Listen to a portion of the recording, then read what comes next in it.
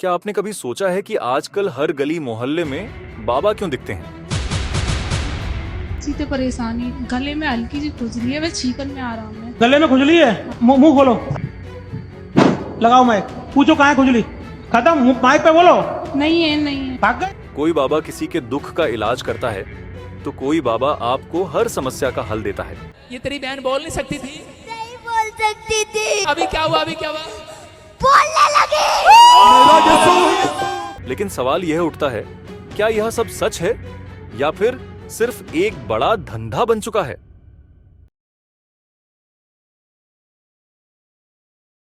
आज हम इस वीडियो में यह जानेंगे कि आखिर क्यों बढ़ रहे हैं देश में इतने बाबा, और क्या यह हमारे समाज के लिए फायदेमंद है या फिर कुछ और। भारत में धार्मिक गुरु, साधु और बाबा एक पुरानी परंपरा का हिस्सा रहे हैं, लेकिन पिछले कुछ दशकों में इनकी संख्या में बेतहाशा वृद्धि हुई है।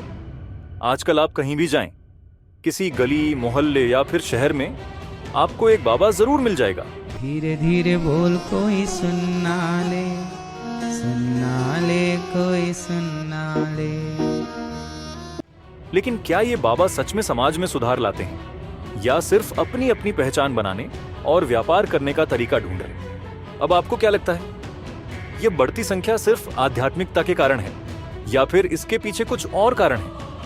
आजकल के बाबाओं ने आध्यात्मिकता के साथ साथ एक विशाल व्यापारिक साम्राज्य भी खड़ा कर लिया है। उदाहरण के लिए बाबा रामदेव ने पतंजलि कंपनी की शुरुआत की, जो आज भारत में एक बहुत बड़ा ब्रांड बन चुका है। पतंजलि के प्रोडक्ट्स आज पूरे देश में बिक रहे हैं। जिनको इंस्टेंट, किसी को बिना फाउंडेशन के और चेहरे पर चमक चाहिए, ये तो हो गया मतलब नेचुरल उपाय। एकदम से चेहरे पर चमक चाहिए तो गोल्ड क्रीम है। गोल्ड क्रीम लगाने से जैसे लगाओगे सोने की तरह तुम्हारा चेहरा चमकने लगता है विदाउट फाउंडेशन। और इसके पीछे बाबा रामदेव की पहचान भी जुड़ी हुई है। बाबा रामदेव के अलावा ऐसे कई और बाबाओं के उदाहरण हैं जिन्होंने अपने आश्रम को एक बड़े व्यवसाय में बदल दिया है, जैसे गुरमीत राम रहीम, जिनके पास डेरा सच्चा सौदा है, जो न सिर्फ एक धार्मिक संगठन है बल्कि एक विशाल कारोबार भी है। वह अपनी फिल्मों, गानों और किताबों के जरिए करोड़ों रुपये कमा रहे हैं।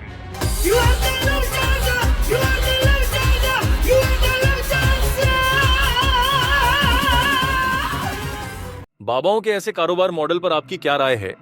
क्या ये सिर्फ एक व्यापार है या फिर समाज के लिए कुछ अच्छा करने की कोशिश?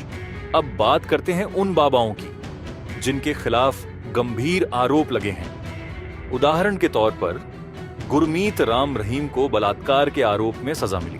लेकिन अब तक की बड़ी खबर आपको बता दें कि बाबा राम रहीम के खिलाफ फैसला आया है, उनके खिलाफ फैसला आया है और बलात्कार के मामले में उनको दोषी करार दे दिया गया है। 2002 का ये मामला है। करीब 1.5 लाख से ज्यादा समर्थक अभी भी पंचकुला की सड़कों पर है। पुलिस के ऊपर अब प्रेशर बढ़ गया है, सेना के ऊपर प्रेशर बढ़ गया है कार्रवाई को लेकर। लेकिन उनके लाखों समर्थक अभी भी उनका साथ देते हैं। सवाल यह है कि क्या यह अंधविश्वास है या फिर लोगों का विश्वास इतनी गहरी जड़ें पकड़ चुका है कि वे किसी भी कीमत पर अपने बाबा का समर्थन करते हैं। These are some female supporters, female followers of Baba Ram Rahim. No, they are coming out in protest and they feel that their Baba is being framed. They feel that their Baba is innocent and that he is doing too many kind jobs. किस बात के खिलाफ आप लोग नारे लगा रहे हैं, प्रोटेस्ट कर रही हैं? हम नारा लगा रहे हैं, हमारे गुरुजी को बदनाम किया जा रहा है बेवजह से। हम इंसाफ चाहते हैं, हमारे को इंसाफ चाहिए। मानवता भलाई के कार्य कर रहे, वो तो कोई गिर नहीं रहा। एक गुमनाम चिट्ठी के ऊपर आप लोगों ने इतना बड़ा हमारे गुरुजी पर इल्जाम लगा रखा है। अब की बार अगर हमें इंसाफ नहीं मिला तो हम सारे को नीचे धरती में गिरा देंगे। ऐसे ही एक और विवादित बाबा थे, आसाराम बापू। उन पर कई गंभीर आरोप थे। आसाराम पर जोधपुर कोर्ट का फैसला, नाबालिग से रेप केस में आसाराम दोषी करार। लेकिन उनके समर्थकों ने उन्हें कभी न छोड़ने का संकल्प लिया। इन बाबाओं के विवादों के बावजूद उनके समर्थक उन्हें क्यों नहीं छोड़ते? क्या यह अंधविश्वास है या फिर कुछ और? कई बार हमें यह देखने को मिलता है कि लोग बाबा के पास सिर्फ मानसिक शांति की तलाश में जाते हैं और कुछ लोग यह मानते हैं कि बाबा उनकी समस्याओं का हल निकाल सकते हैं। लेकिन क्या ये बाबा सच में उन्हें वह शांति दे पा रहे हैं या फिर यह सिर्फ एक भ्रम है? क्या आप भी इस तरह की बातों से सहमत हैं? कुछ बाबाओं का कहना है कि वे चमत्कारी शक्तियों से लोगों की बीमारियों को ठीक कर सकते हैं, क्योंकि ये कैंसर से लेकर एड्स, पैरालिसिस से लेकर डायबिटीज, माइग्रेन से लेकर स्लिप डिस्क, हर तरह की बीमारी को ठीक करने का दावा करते हैं। अब खड़ा कर दें हम इसको, परमेश्वर का आत्मा इसको छुए, यहोवा की शक्ति उतरे, छोड़ दे, दौड़ के मेरे पास, दौड़ के।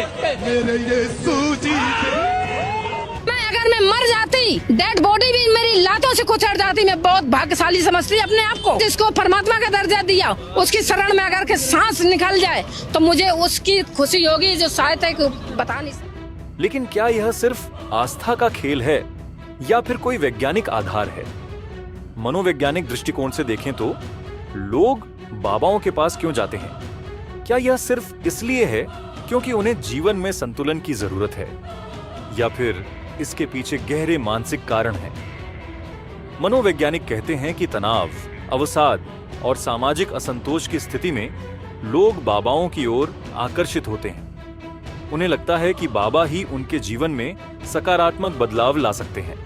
आजकल के बाबाओं ने सोशल मीडिया का भी अच्छे से उपयोग किया है। यूट्यूब, फेसबुक और इंस्टाग्राम पर वे अपने प्रवचन, योग और जीवन जीने के तरीके शेयर करते हैं। वे अपनी चमत्कारी ताकतों को भी दर्शाते हैं और इससे उनके अनुयायी बढ़ते हैं।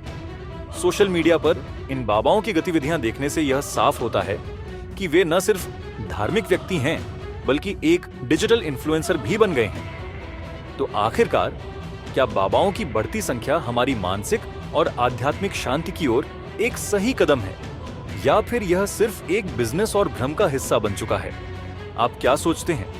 क्या इन बाबाओं का समाज पर सकारात्मक असर है, या फिर ये हमारी आस्था का गलत फायदा उठा रहे हैं?